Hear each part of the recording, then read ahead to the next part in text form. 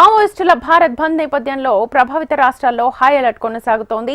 అగ్రనేతల మృతికి నిరసనగా బంద్ చేపడుతున్న నేపథ్యంలో ప్రతీకార దాడులకు తావివ్వకుండా భద్రతా బలగాలు మావోయిస్టు కదలికలను ఓ కంట కనిపెడుతున్నాయి.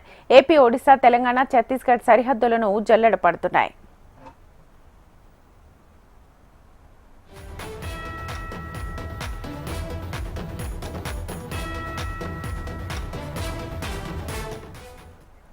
మావోయిస్టు రహిత భారత్ లక్ష్యంగా కేంద్ర ప్రభుత్వం చేపట్టిన ఆపరేషన్ కగార్లో ఇటీవల మావోయిస్టు అగ్రనేతలు మృతి చెందారు. నంబాల కేశవరావు సహా పలువురు మావోయిస్టులు ప్రాణాలు కోల్పోయారు.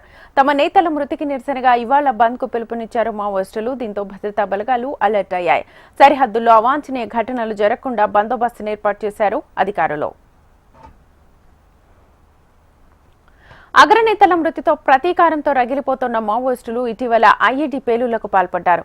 పలుచోట్ల వాహనాలను దగ్ధం చేశారు. ఈ నేపథ్యంలో సరిహద్దు గ్రామాల్లో గాలింపు చర్యలు ముమ్మరం చేశాయి భద్రతా బలగాలు. ముమ్మరంగా వాహనాల తనిఖీలు చేపడుతున్నాయి. మరోవైపు మావోయిస్టులు ప్రతీకార దాడులకు తెగబడే అవకాశం ఉండడంతో మారుమూల గ్రామాలకు బస్సులను నిలిపివేశారు అధికారులు. మావోయిస్టుల హెడ్ లిస్ట్ లో ఉన్న నేతలు అప్రమత్తంగా ఉండాలని నోటీసులు ఇచ్చారు.